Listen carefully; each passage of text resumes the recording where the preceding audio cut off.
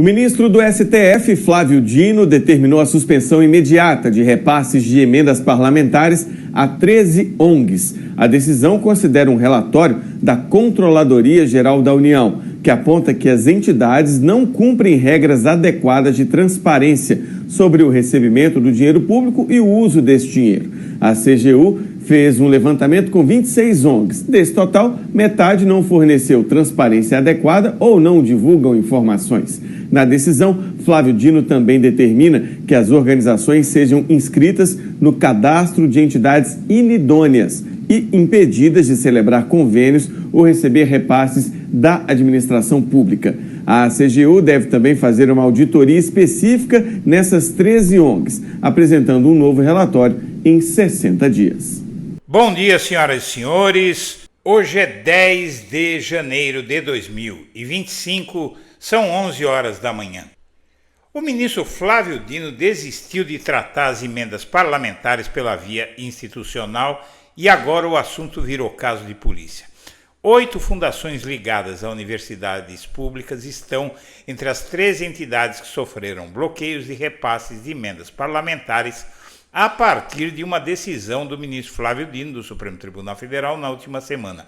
A determinação do magistrado ocorreu após um relatório da Controladoria Geral da União apontar que essas organizações não dão transparência adequada às informações sobre o uso de recursos públicos. As decisões recentes do ministro Flávio Dino e do Supremo Tribunal Federal para colocar um freio de arrumação na destinação de emendas parlamentares fortalecem o sistema presidencialista, de acordo com advogados, e precisam continuar e ser respaldadas por todos que desejam uma política melhor no país. A Polícia Federal encontrou uma planilha de controle informal com bens ocultados pelo grupo criminoso de emendas investigado na Operação Overclean. O documento foi apreendido com Alex Parente, ao lado do seu irmão Fábio e de José Marcos de Moura, conhecido como Rei do Lixo na Bahia. O empresário é apontado pela Polícia Federal como um dos líderes do grupo suspeito de desvios milionários em contratos públicos. No total, a planilha elenca 42 milhões em bens como avião, lancha, terrenos e imóveis. A questão, antes restrita ao respeito a princípios constitucionais, passou a ser cada vez mais também um caso de polícia. Impactado com o ciclo de denúncias e malas de dinheiro sendo apreendidas em aviões, cofres, armários ou jogadas por janelas, Dino designou uma equipe de seu gabinete para cuidar dos inquéritos sobre políticos e determinou à Polícia Federal, comandada por André Rodrigues, que apure tudo. Antes de prosseguir, eu quero pedir a você que acompanha o blog da Cidadania, que se inscreva no canal, deixe seu like e compartilhe este vídeo.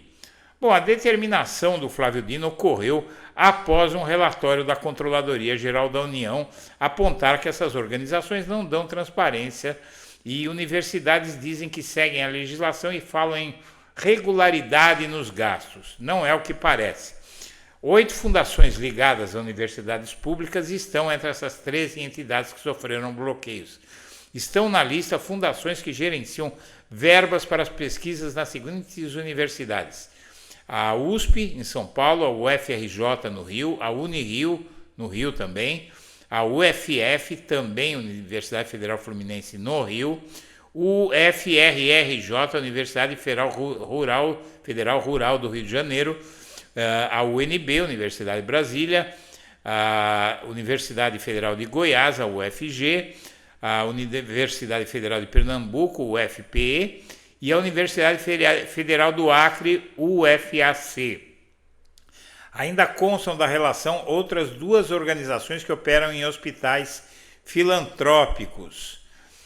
No período analisado pela CGU, entre 2 e 21 de dezembro, foram autorizados e empenhados no jargão orçamentário 133 milhões em benefício das entidades consideradas não transparentes. Desse montante, 53,8 milhões foram destinados a fundações ligadas a universidades públicas. Essas decisões do Flávio Dino, segundo especialistas, elas fortalecem o presidencialismo e também ajudam o governo federal a não ficar refém de uma quadrilha que se apoderou da Câmara dos Deputados, principalmente. Não é? As decisões recentes do ministro Flávio Dino, do Supremo Tribunal Federal, para colocar um freio de arrumação na destinação de emendas parlamentares, fortalecem o sistema presidencialista, de acordo com advogados consultados pela revista eletrônica Consultor Jurídico. O constitucionalista Lênio Streck, por exemplo, afirma que há no Brasil uma espécie de sistema ornitorrinco.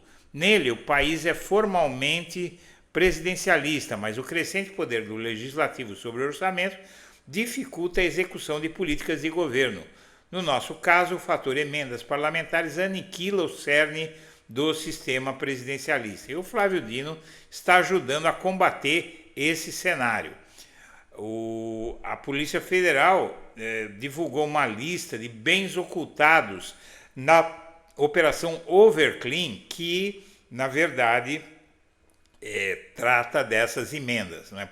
A mando do ministro Flávio Dino, a Polícia Federal criou essa operação e está indo para cima dos parlamentares, inclusive também, que têm tratado de fraudar as emendas, dando-as para causas diferentes das alegadas ou que deveriam ser as causas corretas.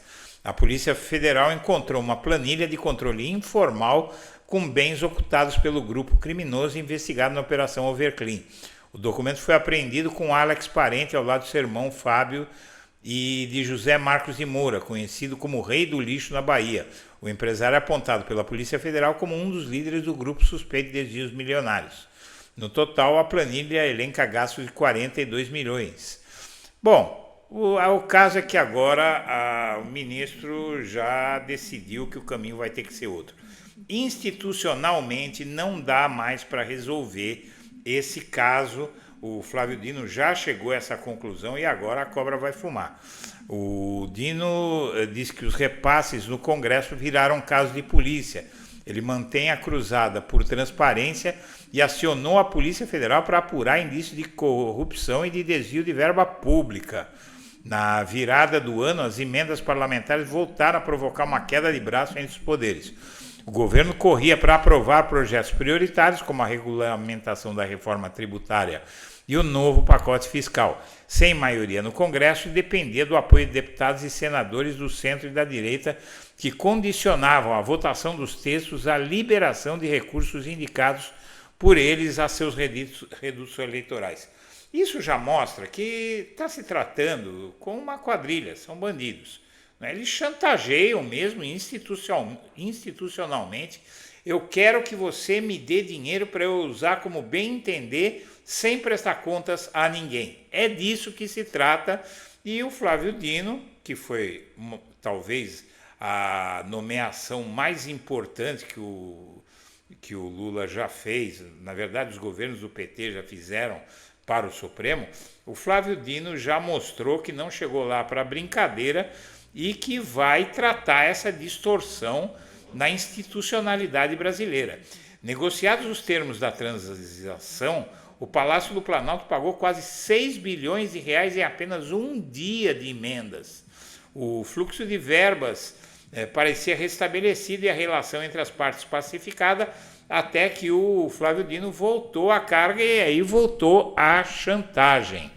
E agora isso precisa ser resolvido. A questão antes restrita ao respeito a princípios constitucionais passou a ser cada vez mais também um caso de polícia. Impactado com o ciclo de denúncias e malas de dinheiro sendo apreendidas em aviões, cofres, armários ou jogadas por janelas, Digno designou uma equipe de seu gabinete para cuidar dos inquéritos sobre políticos e determinou à Polícia Federal, comandada por Andrei Rodrigues, que apure, por exemplo, a tentativa de líderes partidários de assumir a paternidade de emendas de comissão a fim de ocultar os nomes dos verdadeiros autores de cada centavo indicado por esses colegiados. Alô, alô, Arthur Lira. Arthur Lira aí é o destinatário principal dessa decisão do ministro Flávio Dino. Senhoras e senhores, eu agradeço a atenção e deixo meu abraço para todo mundo.